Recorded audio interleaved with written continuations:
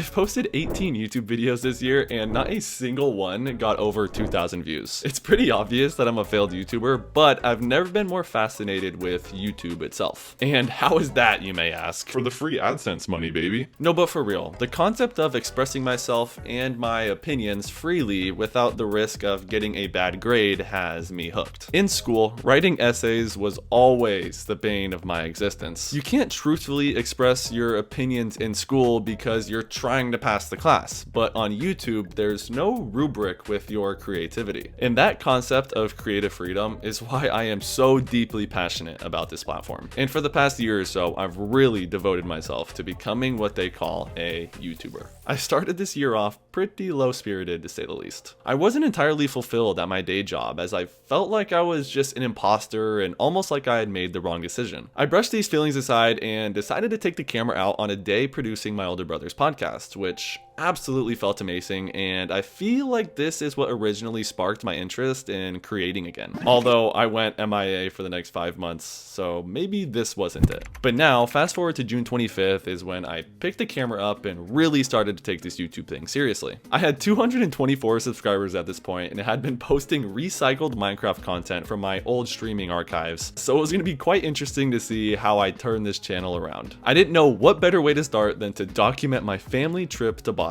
I broke this video up into 2 parts, as the first half was visiting family and the second half more documenting the history of my family in the city. If you watch these videos, you can probably tell how much this trip meant to me, and I just felt like I had to document this so I can always look back and reminisce on this trip. And after these uploads, I can genuinely say something in my head sparked, and it felt like I found a purpose for creating. Quickly after, I remained inspired to continue uploading and really noticed my mood and attitude in general improve while doing so. With this improved persona, my appetite for helping others grew as well, leading into my self-improvement phase of the year. I impulsively buzzed my head, and little did I know one of these next 4 videos would semi-blow up-ish and get over 2,000 views. I know this is absolutely nothing in the grand scheme of YouTube, but for a little small channel like myself, this meant the world. I got that first dopamine rush of inspirational comments, a surge of 42 more subscribers, and above all, the feeling that I can actually do this, especially knowing I had quite the treat coming up in the next month. My girlfriend Savannah and I found ourselves traveling through France, Belgium, the Netherlands, and Germany, and instead of self-improvement videos, I reverted to the vloggy, entertainment style of filming and just documented my girlfriend and I's travels together. This is something I did last year when we went to Italy, but I was more blindly vlogging there, but this time around I had much more intentions and like kind of a better grasp of what I was going to film. See, I'm at least like trying to improve, right? Regardless, I know everyone likes to say, oh, vlogging is dead, but documenting my life in my travels and my experiences is just something that has to be a part of my creative flow. If I'm 80 years old and on my deathbed and I don't have an insane library of all of my past experiences and all of my past travels, I'm gonna be so deeply disappointed. Fortunately, this trip wasn't an entire bust YouTube views performance wise, because our video rating McDonald's reached just under 1,000 views and the rest in the couple hundreds. I'm gonna link them here just in case you're interested in traveling abroad.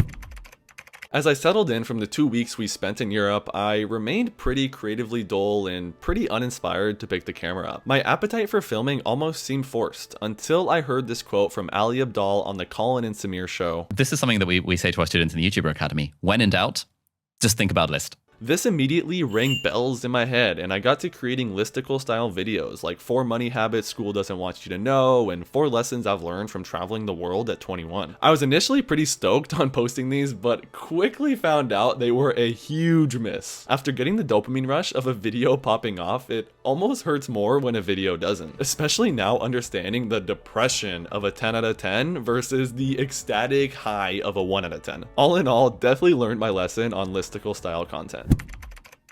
As we headed into the end of the year, I wanted to believe that my L's were over. That is, until my next video, For Those Afraid to Start Something New, was a bold, highlighted, capital L. This was initially more of a passion project and something I needed to create with the hopes of helping my own rapidly declining mental health. Regardless, during this same time, I was filming for a video on posting on TikTok for 30 days, which really helped replenish me creatively as I was attacking an entirely different format than trying to create long-form stories series for YouTube. And little did I know this video would start out as a flop, but quickly turn into one of my best performing uploads of the year. Which now brings us to today-ish. I just posted a video documenting my 3-day fast, and it absolutely banged. The 1 out of 10, absolutely crushing my last 10 videos, and it feels really good to end the year off on such a high. All in all, 2023 was the year of gear spinning, really becoming obsessed with the idea of creating, documenting, and actually making it happen. Through the many ups and the many year downs, I feel like I am actually making some sort of progress. After all of the years of dreaming that I can actually do this, after creating this video you're watching right now, my dream of becoming a YouTuber almost actually feels attainable. So,